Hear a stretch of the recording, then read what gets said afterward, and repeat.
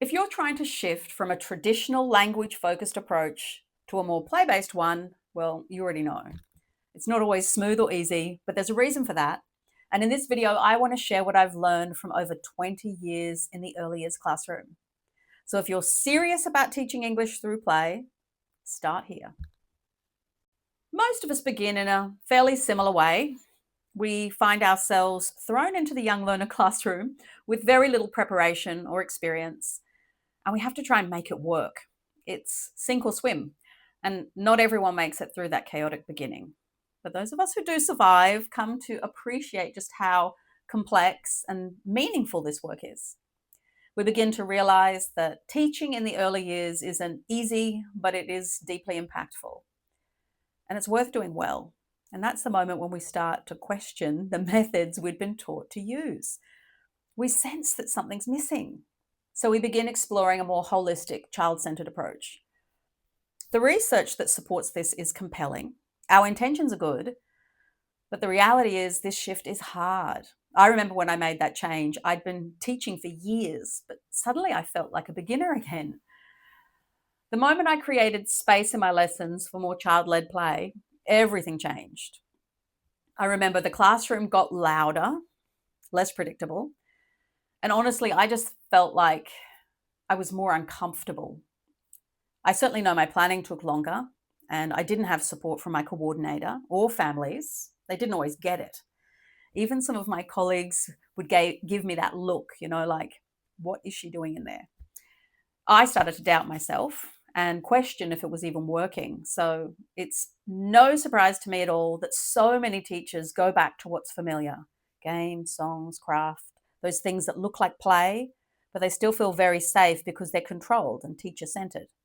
What I've come to understand now is that early friction I was feeling, it wasn't failure. It's a natural part of this learning curve. Things really do get worse before they get better. But if you are committed to becoming a play-based educator, this is something that you're going to have to find a way to work through. Here's the truth. Most, if not all, teachers will say they value play. But if you ask 5 teachers what play-based learning looks like in practice, you're probably going to get 5 different answers. Why? Because the decisions we make in the classroom are shaped by our beliefs about children, about learning, about what good teaching even looks like. So sometimes it's a teacher's own subconscious beliefs that are getting in the way. For example, if you value order and predictability over a child's autonomy, if you believe that only English can be spoken in the classroom, that's going to make it very difficult to embrace that open-ended, child-led nature of play-based learning. But other times it's the mismatch between a teacher's beliefs and the expectation of their school. Think about it. Those tight schedules, a course book that needs to be covered page by page, those summative assessment strategies, a lack of freedom about what and how you teach. When this is your context, a truly play-based approach is nearly impossible. In so many of the cases that I've seen, the friction that teachers feel when they try to change, it comes from a bit of both of these things. There's a mismatch between your beliefs, the setting you work in, the principles that underpin play-based learning, and your practices. Well, suddenly you're going to feel like you're getting it all wrong, even when you're working incredibly hard. And this is so demotivating. It's frustrating. So the first challenge you face is alignment. But no one seems to realize this. In fact, when teachers or entire schools decide it's time to make a shift towards play-based learning, the first step they take is almost always external. They might look for a new course book or downloadable materials, or try an activity they saw on Pinterest, or take a workshop that has fun activities, it's hands-on activities, all of these things, all of these changes. They can be in the right direction, but they rarely give us that transformation that we're looking for. That's because play-based learning isn't just about different materials. It's not a strategy that you layer on top of your existing approach. It's a pedagogy. And pedagogical change requires something deeper. It requires alignment, first of all, internal, so between our beliefs, values, and our actions, and external, between our intentions and the systems that we work within. So here's an honest warning. Becoming a play-based teacher won't work, not in the long run, unless your teaching beliefs and your context actually allow you to adopt this approach. If the school you work in expects rigid schedules, top-down planning, if they value a course book more than the needs of the child, you'll constantly feel like you're swimming against the current. And for education leaders who want to guide a school-wide shift towards play, this is just as important. You cannot implement a play-based approach just by adopting a new course book. You need to begin by building a shared understanding among teachers, leadership, and families.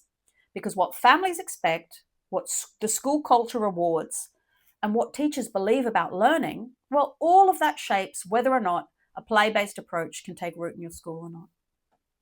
And this kind of change requires collective clarity and the courage to rethink our systems that shape our daily choices.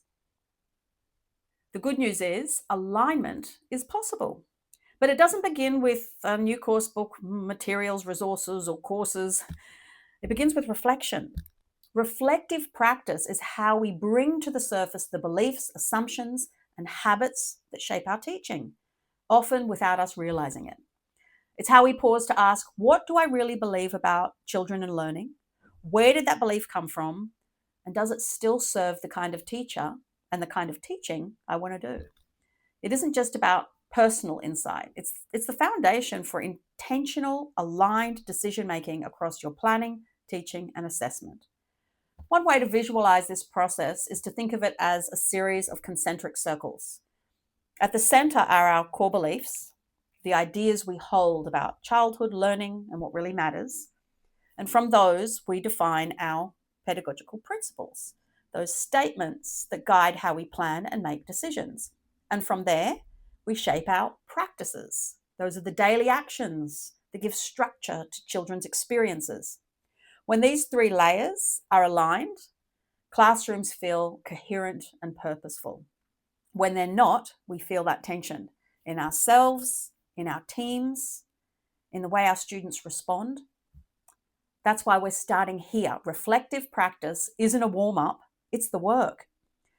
Because until we understand what we believe and how that belief plays out in our real context, we won't know what needs to shift. Now, you can do all of this, reflect on your beliefs, align your practice with what you truly value. But if you're trying to do this on your own, it's exhausting and ultimately it's just not enough, because play-based learning won't have the impact it should if it's only happening in one classroom. Children thrive when there's consistency across classrooms, across the years, across the entire learning experience. John Hattie's research shows that the greatest barrier to improving education, it's not the problem between schools, it's the inconsistency within schools. And the solution is for educators to align their understanding of what effective teaching looks like and to start taking shared responsibility for learning outcomes.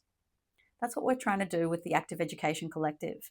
We want this to be a space where individual teachers and whole teams come together to uncover what they believe, define shared pedagogical principles, and align practices so that change is not only possible, it's sustainable.